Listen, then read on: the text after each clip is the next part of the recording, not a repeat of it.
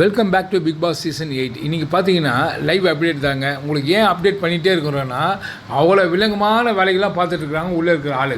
அதை பற்றி தான் பேசுகிறோம். ரவீந்தர் சார் பற்றி தாங்க பேசணும். அவர் ஒவ்வொருத்தர்கிட்ட உட்காந்து பேசி பார்க்குறாரு.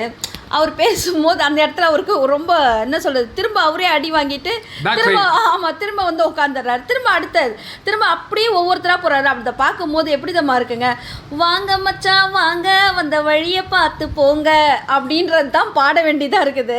அவர் உள்ளே வந்த வழியே கதவை திறக்கையா, நீ வெளியில் போய் தொலையான்ற மாதிரி தான் இருக்கு. என்ன ஒரு விஷயம் பார்த்தீங்கன்னா, ஏதோ ஃபர்ஸ்ட் வீக்கு அதை ஒரு வாரம் வழி டாலரேட் பண்ணார். என்ன காரணம்னா பயங்கரமாக இருந்தார், ஏதோ நல்ல மனுஷன் ஏதோ பண்ணுவார். பார்த்தா வெளியே வந்து ரிவ்யூ கொடுத்தாரு. அது விஜய் சேதுபதி சார் தான் கேட்டார், அதனால கொடுத்தாரு.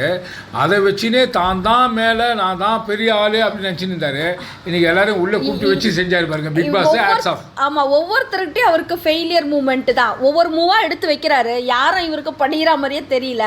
லாஸ்ட்டில் சுற்றி வளைச்சி இவர் யாருக்கு சப்போர்ட் பண்ணுறாரோ அவங்க கிட்ட போயிட்டு முத்துட்ட தான் போய் உட்காந்துக்கிறாரு. ஆனால் முத்து வாங்குற ஓட்டெல்லாம் இந்த 3-4 பேராலேயே அவங்களுக்கு இன்னும் கீழே தான் இறங்கிடும். அதை விட முத்து விளையாட்டு இருந்தால் அட்லீஸ்ட் முத்து செகண்ட் தேர்ட் ஆச்சும் வரலாம்.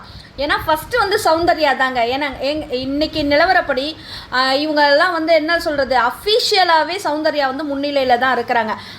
அன்அஃபிஷியலாக பிஆர் செட் பண்ணி வந்திருக்கிற முத்து, சௌந்தர்யாவும் செட் பண்ணி தாங்க இருப்பாங்க. பிஆர் செட் பண்ணாமல் உள்ளே வந்து என்னங்க பண்ண போகிறாங்க? அவங்கள பற்றி நான் எப்படி இப்போ அவங்கள பற்றின பயோடேட்டாலாம் மற்றவங்களுக்கு எப்படிங்க தெரியும்? சௌந்தர்யா என்ன பண்ணுறாங்க, அவங்களுக்கு என்ன இன்ட்ரெஸ்ட்? ஸோ இதெல்லாம் தெரியணும்னா பிஆர் கண்டிப்பாக இருப்பாங்க. சௌந்தர்யாவே செட் பண்ணிட்டு வந்திருக்காருன்னா அப்போ வந்து நம்ம உள்ளே இருக்கிற தீபக்கு எவ்வளோ வருஷமாக இருக்காரு? 40 வருஷம் இண்டஸ்ட்ரீஸில் இருக்காரு. யாரும் சொல்ல மாட்டாங்க, ஆனால் சௌந்தர்யா சொல்கிறா. ஏன்னா அவளுக்கு வந்து போல்டு. அதை தான் பிக் பாஸ் வந்து கன்ஃபெஷன் ரூமில் சொன்னாங்க. நீங்கள் வந்து ரொம்ப என்ன சொல்கிறது, ரொம்ப விளையாட்டு பிள்ளையா சுட்டி பிள்ளையாகவும் இருக்கீங்க, அதே நேரத்தில் தைரியமான பொண்ணாக இருக்கிறம்மா. இல்லைன்னா யாராவது வந்து ஒரு உலகமே பார்க்கக்கூடிய ஒரு பிக் பாஸ் ஷோக்குள்ள விஷ்ணுவை வந்து நீங்கள் வந்து அவரை தான் மேரேஜ் பண்ண போறீங்கன்னு உங்களோட விருப்பத்தை நீங்கள் ப்ரப்போஸ் பண்ணீங்கல்ல, அப்படிப்பட்ட தைரியமான பொண்ணு இதுக்கெல்லாம் ஏமா கலங்கி அழற? நீ தைரியமா யாருக்காவது அந்த தைரியம் இருந்ததா? அவன் அழகா தைரியமா பண்ண. அப்போ அவனும் சொல்ற, ஆமா ஃபேஸ் பண்ண வேண்டியது இருக்கும்ல, வீட்டில் போய் அப்பா அம்மாவை நான் பேசிக்குவேன் பிக் பாஸ் அப்படின்னு அந்த பொண்ணு சொல்லுது. அப்போ எல்லாத்துலேயுமே தைரியமா இருக்கு. இவர் ஃபேட்மேன் கேட்டாரு, நீங்க வந்து ஒரு ஃப்ரெண்ட்ஷிப்னு ஒரு இது பண்ணிட்டு அதுக்கப்புறம் திரும்பி பிரிஞ்சிடுறீங்க, இதுல என்ன பண்றீங்க நீங்க? இதெல்லாம் நான் எடுத்து விட்டேன்னா என்ன தெரியுமா ஆவீங்கன்னு மிரட்டுறாரு சௌந்தர்யாவை. சௌந்தர்யா என்ன தெரியுமா சொல்றாரு, நீங்க சொல்றதுக்கு ஒன்றும் இல்லை, நீங்க இத்தனை வாரம் நீங்க பார்த்தீங்கல்ல, நாங்கள் உள்ள 93-94 நாளாக நாங்கள் இருக்கிறோம், எங்களுக்கும் தெரியும் நாங்கள் என்ன மாதிரி விளையாடுறோன்னு. ஒரு ஃப்ரெண்ட்ஷிப் பாண்டிங் உருவாகுது. அடுத்தது ஃப்ரெண்ட்ஷிப்பாக எந்த இடத்துல கட் பண்ணணுமோ விஜய் சேதுபதி சார் சொல்கிறாரு, ஃப்ரெண்ட்ஷிப்பால் கேம் ஸ்பாயில் ஆகுதுன்றாரு. நாங்கள் உடனே கட் பண்ணி வெளியில் வந்து அடுத்த கேமை ஸ்டார்ட் பண்ணுறோம் அப்படின்னு அந்த இடத்துல மூக்க உடைச்சதாக இருக்கட்டும். இது மாதிரி அந்த பொண்ணு போல்டாக ஒவ்வொரு இடத்துலையும் இறங்கி அடிக்குது. இதில் வந்து இவர்கிட்ட அந்த இன்ஃபர்மேஷன் இது அந்த என்ன சொல்கிறது கேதர் பண்ணுறதுக்காக தான் முத்துக்குமார் என்ன பண்ணுறாரு, சுற்றி அந்த ஏரியாக்குள்ளே குட்டி போட்ட பூனை மாதிரி அங்கேயே உட்காந்துருக்கிறாரு. சாச்சனா, முத்துக்குமார், ரவீந்தர் பெட்ரூமில் உட்காந்துட்டு பேசுறது தான் இன்னைக்கு லைவ்ல பார்த்தோம். அவங்க என்ன பண்ணுறாங்க, முத்துக்குமார் வந்து தான் செஞ்சதெல்லாம், அதாவது ஏற்கனவே சௌந்தர்யா சொல்லுவாங்கல்ல, இவங்கிட்ட பேசுனா அவன் பண்ண தப்பை மறைச்சிட்டு அவன் பண்ணது கரெக்டு, தப்புலாம் நம்ம பக்கம் இருக்குதுன்ற மாதிரி சுட்டி காட்டி இது பண்ணிடுவான். அவன் கிட்ட உட்காந்து பேசவே மாட்டேன்பா. முத்துக்குமார் வந்து பழைய கஞ்சி சோறு, அதனால ரொம்ப பேசினா புளிப்பெடுத்து நாருது விட்டுரு. அதனால தான் அவ வந்து பேசவே மாட்டேன்னு அவ வந்து சொல்றா. இதை வந்து எப்படி முத்துக்குமார் வந்து ரவீந்தர் கிட்ட சொல்றாருன்னா, ரவீந்தர் கேட்கிறாரு, நீ ஏன் வந்து அவ கூட வந்து ஒரு தோழியாவே பழக மாட்ட, தோழியாவும் ஏத்துக்காம ரெண்டு பேரும் ஒரு ஃப்ரெண்ட்ஷிப் பண்ணிக்காம தனித்தனியா இருக்கிறீங்க அப்படின்னா, இருக்குது தான், இன்ட்ரெஸ்ட் இருக்குது தான், ஆனா அவங்க வந்து நம்ம சொல்ற கேட்டுக்க மாட்டாங்க. முத்துக்குமார் அப்படி கிடையாதுங்க, நீங்க தான் தப்பா புரிஞ்சிருக்கிறீங்க. நீங்க தான் சௌந்தர்யாக்கு கிட்ட வந்து பேசும்போதெல்லாம் நக்கல் நையாண்டி பண்ணி அவங்க வந்து மாக்கிங் பண்றீங்க. ஆனாலும் அந்த பொண்ணு ரொம்ப டீசென்ட்டுங்க. உங்களை வந்து காயப்படுத்தி அந்த பொண்ணு இதுவரைக்கும் பேசந்தே இல்லை முத்துக்குமார். மனசாட்சியோ ஆமா, மனசாட்சி படி யோசிச்சு எல்லா கண்டஸ்டன்ஸும் பேசுங்க. யாராவது ஏதாவது பேசுனீங்கன்னா கூட ஒரு ஜாலி ஜாலியாக ஒரு மூவ் பண்ணிவிட்டு அந்த ஹேரை கோதி விட்டுட்டு போய்கிட்டே இருக்கும். அதனோட இது அது அதை போய் நீங்கள் வந்து உட்காந்து பேசுறதுக்கு தகுதி இல்லை. அவங்க நம்ம சொன்னால் கேட்டுக்க மாட்டாங்க. அப்படி கேட்காதவங்க கிட்ட நான் எதுக்கு பேசணும் அப்படின்ற மாதிரி ரொம்ப இதுவாக சொல்கிறீங்க. இதுலேயும் உங்களோட எஸ்கேபிசம் தான் அங்கே தெரியுது. ஏன்னா நீங்கள் தைரியமானவராக இருந்தால், ரயான் கேட்ட மாதிரி தைரியமானவராக இருந்தால் நீங்கள் கான்வர்சேஷன் சௌந்தர்யா வைக்கும் போது நீங்கள் கூட உட்காந்துருக்கணும். நக்கல் பேசி கிண்டல் அடித்து அதை அந்த இடத்துலேருந்து தப்பிச்சுக்கிறதுக்காக செய்கிற ஒரு சின்ன அந்த சில்மிஷம் திருட்டுத்தனம் வந்து உங்ககிட்ட நிறைய இருக்குது முத்துக்குமார். நீங்கள் வந்து சௌந்தர்யாட்ட சொல்லாது. ஆமாம், மஞ்சரி சொல்லிட்டாங்க. ஏன்னா நீ இப்படிதான்றதை மஞ்சரி அழகாக அடையாளப்படுத்தினாங்க. இது வந்து சௌந்தர்யா ஏற்கனவே சொல்லியிருக்காங்க முத்துக்குமார் கிட்ட இது மாதிரி பேச முடியாது. சௌந்தர்யா தாங்க உங்ககிட்ட இருந்து ஒதுங்கி இருக்கிறா. ஏன்னா நீங்கள் என்ன பண்ணுறீங்க, திசை திருப்பி தவறை வந்து வேற மாதிரி மாற்றி விட்டுறீங்க. நீங்கள் செய்த தவறையும் ஒருத்தர் உட்காந்து பேசும்போது வீக்கெண்டில் கேட்பாங்கன்னு உங்களுக்கு ஒரு வந்துடும். ஒரு நாலேஜுக்கு வந்ததையும் என்ன பண்ணிடுறாரு முத்துக்குமார், அதை வந்து சரி பண்ண பார்த்துடுறீங்க. அந்த வேலையை இப்போ ரவீந்தர் சார் மூலமாக மக்களுக்கு சொல்ல பார்க்குறீங்க நீங்கள் சௌந்தர்யா மேலே இதுவாக. அது தப்பு. சௌந்தர்யா அவரும் ரவீந்தரும் சொல்கிறாரு சௌந்தர்யா நல்ல பொண்ணு. சார் உங்கள் யார் சர்டிஃபிகேட்டும் வேணாம், நீங்களும் உள்ளே வந்த ஒரு பார்ட்டிசிபெண்ட் தான். நீங்கள் ஃபஸ்ட்டு உங்களோட விளையாட்டை விளையாடுங்க ரவீந்தர். அதுக்கப்புறம் நீங்கள் சௌந்தர்யாவை பற்றி ரெக்கமெண்டேஷன் வைக்கிறது அதெல்லாம் அவளுக்கு யாரோட ரெக்கமெண்டேஷனும் வேணாம். எல்லாருக்குமே சொல்கிறேன், முத்துக்குமார் கூட உங்களோட ரெக்கமெண்டேஷன் வேணாம். அவங்க என்ன விளையாடுறாங்கன்னு ஒரு விஷயம் சொல்லியிருந்தான். இந்த முத்துக்குமாரை அவன் உண்மையிலேயே இவங்களாம் வராமல் இருந்தால் கூட அவன் பேர் வந்து நல்லா இருந்திருக்கான், ஓட் லிஸ்ட்டில் நல்லா வந்திருந்தான். இப்போ நீங்கள் வந்ததுனால அதனால தான் இப்போ வந்து என்ன ஆகுது, கேமே வந்து கொஞ்சம் டல் அடிக்குதுங்க. நீங்கள் வந்தது உள்ள என்னத்துக்காக வந்தீங்க? உள்ள உங்களுக்கு வெளியில் கிடைச்ச விமர்சனங்களெல்லாம் சரி பண்ணிக்கிறதுக்கும் உள்ளே வந்து உங்களோட கேம் ஃபயர் ஆன் பண்ணுறதுக்கும் தான் நீங்கள் வந்திருக்கீங்க. ஆனால் நீங்கள் உங்களோட கேமை நீங்கள் ஆன் பண்ணாமல் அவங்களோட கேமையும் அவங்களோட ஆட்டத்தையும் கலைக்க பார்த்தா அசிங்கப்பட்டு இப்போ பாடணும்ல, வந்த வழியே நீங்கள் திரும்பி போக வேண்டியது தான். கதவை திறந்து நாளைக்கு ரெடியாக வைப்பார். அதுதான் 2 நாள் வந்தீங்க, ஒன்றுத்தையும் உங்களால் சாதிக்க முடியல. ஒவ்வொருத்தர்கிட்டயா போய் உட்காந்து பேசுனீங்க. அதுவும் முக்கியமான ஒரு ஆளை கூட்டிகிட்டு வந்தீங்க பாருங்கள். பயங்கர ரெக்கமெண்டேஷனில் ஒருத்தவங்க வந்திருக்காங்கல்ல, ஒரு பாட்டியம்மா சாச்சனா, அந்த அம்மா உள்ளே வந்திருக்காங்க. அது வந்து இன்னும் பேரை ரிப்பேர் ஆக்கிக்கிச்சு.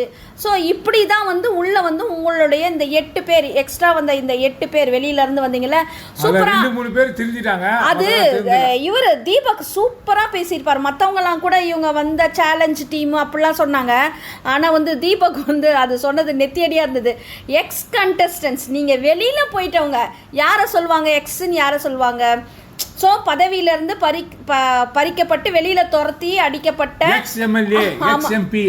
அப்படி இருந்து வெளில போன இந்த 8 பேர் அப்படின்றத தீபக் அழகாக அடையாளம் பண்ண சூப்பர். அவரோட மெச்சூரிட்டியை இந்த இடத்துல பாராட்ட வேண்டியதாக இருக்குது. தீபக் கிட்ட கூட நீங்கள் போயிட்டு ரவீந்தர் சார் அந்த க்ரூ அவங்க போயிட்டு உட்காந்து மேனிப்புலேட் பண்ண பார்த்தாங்க.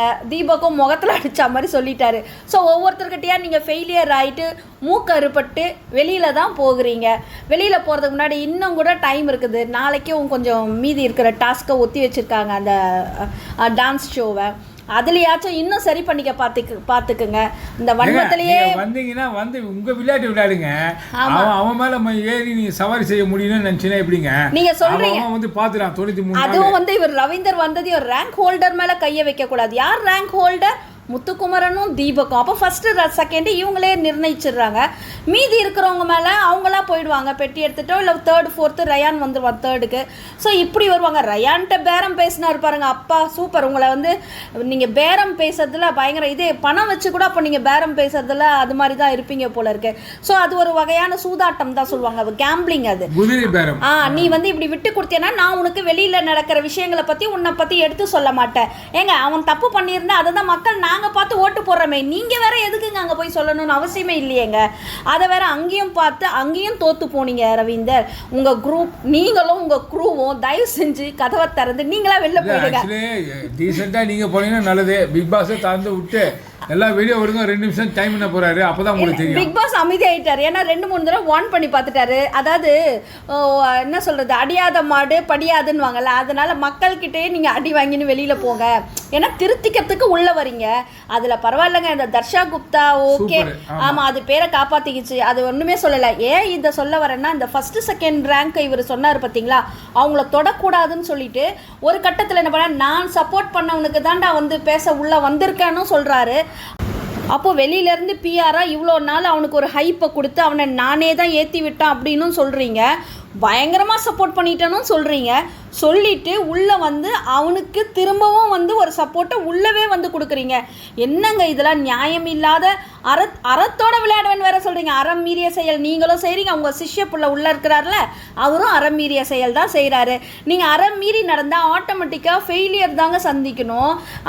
அறத்தோடு விளையாடினீங்கன்னா கண்டிப்பாக நீங்கள் விளையாடவே இல்லைன்னா கூட ஜெயிச்சிடுவோம். அறத்தோடு விளையாடினா போன சீசன் பயங்கரமான எடுத்துக்காட்டு. மற்றவங்க எல்லாம் உள்ளே விளையாடினாங்க, அறம் தவறி தான் விளையாடினாங்க. அவங்க எல்லாருமே பேசப்படலை மக்களால். கப்பு வேணால் வாங்கிட்டு போகலான்னு வச்சுங்க, பேசப்படலை. ஆனால் கப்பு நல்லா அந்த அறத்துக்காக ஒரு பொண்ணு குரல் கொடுத்தால அவளுக்கு கிடச்சிச்சு. ஆனால் மற்றவங்களுக்கு எல்லாருக்குமே நேம் ஸ்பாயில் பண்ணிக்கிட்டாங்க. ஆனால் வெளியில் வந்தார் பார்த்தீங்களா ஒருத்தர், அவருக்கு என்ன, அவர் அறத்தோடு விளையாடினார், ரொம்ப டீசன்சியாக விளையாடினார். பிரதீப் அப்படின்றவருக்கு மக்கள்கிட்ட இருந்து பயங்கரமான அப்ரிசியேஷனு, மக்களோட சப்போர்ட்டு அதெல்லாம் நீங்கள் பார்த்துருப்பீங்க. ஸோ அறத்தோடு விளையாடுங்க. யாராக இருந்தாலும் அறம் மீறி நீங்கள் விளையாடினீங்கன்னா ஆட்டோமேட்டிக்காக வெளியில் வந்துடுவீங்க. அப்படியே நீங்கள் கப்பு ஜெயித்தாலும் பதக்கங்களை வென்றாலும் அது பிரயோஜனமும் இல்லை, அதால் பெருமையும் சேராது. இதை தான் நம்ம அடுத்தது பார்த்தீங்கன்னா, இப்படி பேசிகிட்டே இருக்கிறப்ப முத்துக்குமார் ரவீந்தர் சாச்சனா உள்ளே பேசிகிட்டு இருக்காங்க. அதில் முத்துக்குமார் ரவீந்தர் தான், முத்துக்குமார் வந்து தன்னை சரிப்படுத்திக்கிறதுக்கான சில விஷயங்களை பேசுகிறாரு. இவர் வந்து சப்போர்ட் சிஸ்டமாக என்ன சொல்கிறது, நான் தான் வந்து உனக்கு ஹெல்ப் பண்ணுறேன், நான் தான் உனக்கு பண்ணுறேன்ற மாதிரி நிறைய இருக்குது, நீ தான் ஓகே அப்படின்ற மாதிரியும் சொல்கிற மாதிரி நமக்கு இருக்குது. ஆனால் அது மறைமுகமாக சொல்கிறாரு, இல்லைனா பிக் பாஸ் கூப்பிட்டுருவாரே, மறைமுகமாக சொல்கிறாரு. அதுக்குள்ளே ஒரு ப்ரமோஷன் டாஸ்க்கு தாங்க, பெருங்காயத்துக்கான ஒரு டாஸ்க் வைக்கிறாங்க. என்ன சொல்கிறது, இதுங்களெல்லாம் பார்த்தா அந்த வந்த 8 நம்பர்ஸும் ஆஹா ஓஹோன்னு பண்ணுச்சுங்க. அந்த போர்டில் எழுதின டாஸ்க்கெல்லாம் மாற்றி வச்சுச்சுங்க, அந்த ஸ்டேட்மெண்ட்டெல்லாம். இன்னொரு பாட்டம் இவங்களை பற்றி பாட வேண்டியதாக இருக்குது. காலி பெருங்காய டப்பா இதில் வசன பலமாக தான் இருக்குது அப்படின்றது தான் சொல்ல வேண்டியதாக இருக்குது. வாய் பேச்சு வாய் சவடால் நிறைய இருக்குது, ஆனால் எல்லாம் காலி டப்பாங்க தான். சத்தம் மட்டும்தான் கேட்கும், வாசனை மட்டும் தான் வரும், உள்ள திங்ஸ் ஒன்றும் கிடையாது. ஸோ அப்படி அந்த ஒரு எத்திக்ஸு என்ன சொல்கிறது, இந்த விளையாடுறதுக்குன்னு ஒரு டேலண்ட் இருக்குதுல்ல, அதெல்லாம் வச்சுட்டு அவங்க விளையாடி இருந்தாங்கன்னா இந்நேரம் அவங்க உள்ளே விளையாடுறவங்களுக்கு ஏதாவது ஒரு ஹெல்ப் ஆச்சும் பண்ணியிருக்கலாம், உள்ளே விளையாடுறவங்களுக்கு ஒரு ஹெல்ப் பண்ணியிருக்கலாம். ஆனால் அதையும் பண்ணலை. இவங்க பண்ணது எல்லாமே வேஸ்ட்டாக போச்சு. பிக் பாஸ் வந்து அவர் யோசிச்சிருப்பார், உங்களை அனுப்புனது என்னத்துக்குன்னே எனக்கு புரியலடான்னு நினச்சிருப்பார். எங்களுடைய ரிவ்யூ உங்களுக்கு பிடிச்சதுன்னா லைக் பண்ணுங்கள், நிறைய பேருக்கு ஷேர் பண்ணி விடுங்க, சப்ஸ்கிரைப் பண்ணுங்கள், கமெண்ட் செக்ஷனில் எங்களோட கூட பேசுங்க. தேங்க்யூ.